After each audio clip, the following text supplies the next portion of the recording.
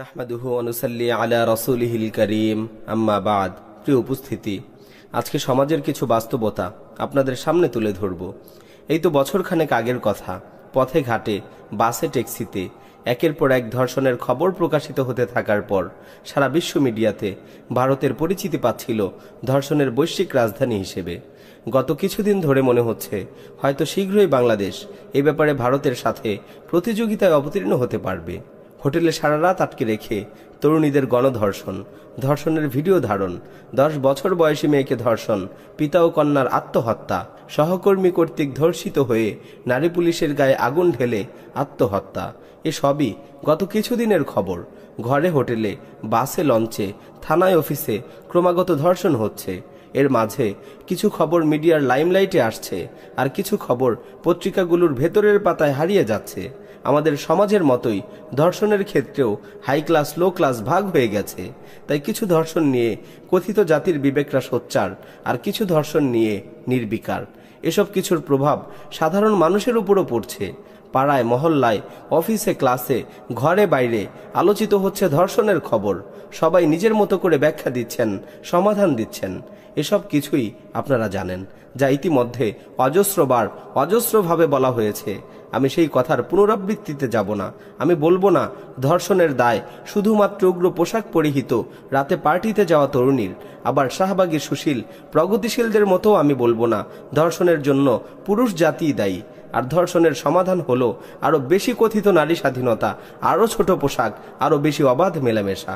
এই শিশুসুলভ দোষারোপ অর্থহীন। বর্তমানে বাংলাদেশে ধর্ষণের যে চিত্র আমরা দেখতে পাচ্ছি, একে বিচ্ছিন্ন কোনো ঘটনা ভাবার সুযোগ নেই। এই ধর্ষণের সংস্কৃতির পিছনে ভূমিকা আছে সমাজের বিদ্যমান নৈরাজ্যের, নৈতিকতা ও মূল্যবোধের অবক্ষয়, সমাজে নারী পুরুষের অবাধ মেলামেশা, জেনেভা বিচারের অবাধ প্রচলন ও স্বাভাবিকীকরণ, এই সব কিছুর ভূমিকা রয়েছে আজকের এই বাস্তবতার পেছনে। তাই যদি আমরা আসলে এই সমস্যার সমাধান করতে চাই, তাহলে আমাদের নিজেদের প্রশ্ন করা উচিত, আমাদের তরুণ তরুণীদেরকে কারা নষ্ট করছে? আজ থেকে কয়েক দশক আগে খোদ ঢাকা শহরে নারীরা বাসার বাইরে গেলে পর্দা দেওয়া রিকশাতে চড়তেন, আর আজ আমরা দেখছি পিতামাতার সম্মতি নিয়েই তাদের চোখের সামনে তরুণী মেয়ে ছেলে ফ্রেন্ড সার্কেল নিয়ে ঘুরতে যাচ্ছে কক্সবাজার, কুয়াকাটা, রাঙামাটি। বয়ফ্রেন্ড গার্লফ্রেন্ড আজ স্বাভাবিক হয়ে গেছে। ঠিক কিভাবে আমরা এই অবস্থায় এসে পৌঁছলাম? আজ বিজ্ঞাপন আমাদের তরুণ তরুণীদের শিখিয়ে দিচ্ছে বন্ধু, আড্ডা, গানে হারিয়ে যাওয়া ছাড়া জীবন অর্থহীন। সিনেমা আর নাটক আমাদের শেখাচ্ছে লিভ টুগেদার দোষণীয় কিছু নয়।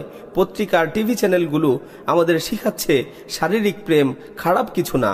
লবণ থেকে গাড়ি, শেভিং ক্রিম থেকে শুরু করে পায়ের জুতা পর্যন্ত সবকিছুর বিজ্ঞাপনে ব্যবহার করা হচ্ছে নারী দেহকে। মধ্যবিত্তের ড্রয়িং রুমে আজ যুবক ছেলে মেয়ে বাবা মার সাথে বসে বসে আইপিএল আর বলিউডের কল্যাণে বাইজি নাচ দেখছে। ভারতের টিভি সিরিয়ালের কল্যাণে বাসায় বসে বসে সবাই শিখে যাচ্ছে পরকীয়ার নানা কলা কৌশল। পশ্চিমা চিন্তা ও ভারতীয় হিন্দুত্ববাদী সংস্কৃতির আগ্রাসনের নিচে চাপা পড়ে গেছে আমাদের লাজ, লজ্জা, আত্মসম্মান, আত্মনিয়ন্ত্রণ। সামষ্টিকভাবে আমাদের সমাজ এক কামুক সমাজে পরিণত হয়েছে, যেখানে নারী দেহ সবচেয়ে আরাধ্য পুরস্কার, যৌনতার মাঝেই মানব জীবনের সফলতা। আমরা বাস করছি এমন এক সমাজ ব্যবস্থায় যেখানে ক্ষমতা, অর্থ কিংবা সুপারিশের জোরে যে কোনো অপরাধের পর নিছক ধর্ষিতাকে দোষারোপ কিংবা সমগ্র পুরুষ জাতিকে ধর্ষক সাব্যস্ত করার মাধ্যমে আমাদের সমস্যার সমাধান হবে না। সমস্যার সমাধান ততক্ষণ হবে না যতক্ষণ আমরা সম্পূর্ণ চিত্রকে বাদ দিয়ে শুধুমাত্র নির্দিষ্ট একটি অংশের দিকে নজর দিব। আর আমরা ততক্ষণ সমাধান পাব না যতক্ষণ না আমরা স্রষ্টাকে বাদ দিয়ে সৃষ্টির কাছে সমাধান খুঁজব।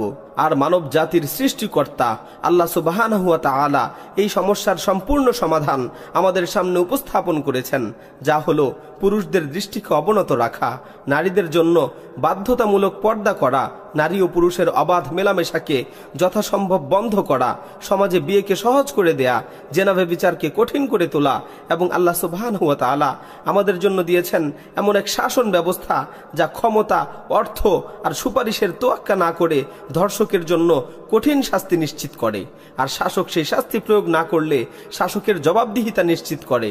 আর এই শাসন ব্যবস্থা হলো ইসলামী শরিয়া। আর বস্তুত শুধুমাত্র তাকওয়া, ইসলামী শরিয়া এবং ইসলামী মূল্যবোধের প্রচলন প্রতিষ্ঠাই কেবল পারে ধর্ষণের এই প্লেগের সমাপ্তি ঘটাতে। এছাড়া আর যা কিছু আছে তা মানব রচিত দর্শনের গোলক ধাঁধায় নিষ্ফল ছুটাছুটি ছাড়া আর কিছুই না।